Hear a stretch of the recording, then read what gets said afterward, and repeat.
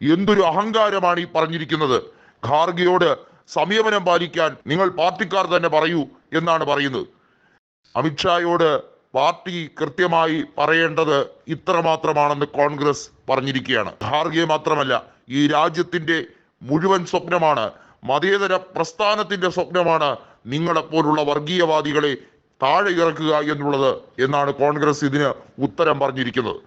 ഖാർഗെ പറഞ്ഞത് വളരെ സ്പഷ്ടമായാണ്. നരേന്ദ്രമോദി അധികാരത്തിൽ ഇരിക്കുന്ന കാലം അത്രയും അദ്ദേഹത്തിനെ താഴെ ഇറക്കാൻ ഞങ്ങൾ എല്ലാ രീതിയിലും ശ്രമിക്കും. അതിനുവേണ്ടിയാണ് ഞാൻ ഇപ്പോൾ ജീവിച്ചിരിക്കുന്നത്. ഞാൻ ജീവൻ ഉള്ളിടത്തോളം കാലം അതിനുവേണ്ടി പോരാടുമെന്നാണ് മല്ലികാർജുൻ ഖാർഗെ പറഞ്ഞത്. ഉടൻ രാജ്നാഥ് സിംഗ് പരിഹസിച്ച് പറയുകയാണ്, ഖാർഗെ 150 വർഷം ജീവിച്ചിരിക്കട്ടെ, അത്രയും കാലം നരേന്ദ്രമോദിയും ഇന്ത്യ ഭരിക്കട്ടെ എന്ന്. വലിയ രീതിയിൽ തമാശ രീതിയിൽ പ്രസംഗിച്ചതാണ് രാജ്നാഥ് സിംഗ്. എങ്കിലും രാജ്നാഥ് സിംഗ് പറഞ്ഞതിൽ ഒരു പക്വതയുണ്ടായിരുന്നു, ഒരു മയമുണ്ടായിരുന്നു. എന്നാൽ എന്തിനേയും നെഗറ്റീവ് ആസ്പെക്റ്റിൽ മാത്രം എടുക്കുന്ന അമിത്ഷായ്ക്കും അദ്ദേഹത്തിന്റെ കൂട്ടാളികൾക്കും ഇതൊക്കെ വലിയ രീതിയിൽ ബുദ്ധിമുട്ടായി തോന്നും. അനുരാഗ് ഠാക്കൂറിനെ പോലുള്ളവരൊക്കെയാണ് അമിത്ഷായ്ക്ക് ഏറ്റവും കൂടുതൽ സപ്പോർട്ട് ചെയ്യുന്നവർ. കാരണം ഇവരെ പോലുള്ള എക്സ്ട്രീം റൈറ്റ് വിങ് പൊളിറ്റിക്സ് കൈകാര്യം ചെയ്യുന്നവർക്ക് ഒരു രീതിയിലുള്ള മൃദു സമീപനവുമില്ല. അവർക്ക് തീവ്ര മനോഭാവമാണുള്ളത്.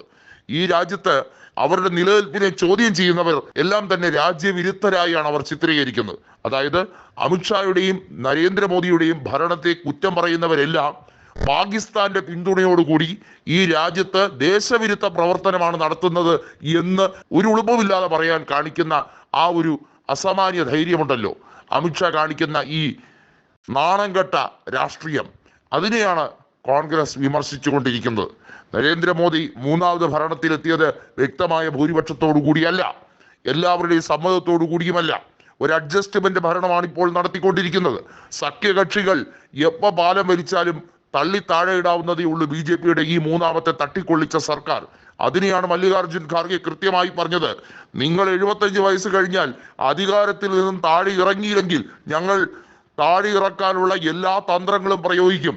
നിങ്ങളുടെ ബൈലോ തിരുത്തേണ്ടത് നിങ്ങളുടെ ആവശ്യമായി ഇപ്പോൾ മാറിക്കഴിഞ്ഞിരിക്കുന്നു അല്ലേ എന്നാണ് ഖാർഗെ മോദിയോട് ചോദിച്ചിരിക്കുന്നത്.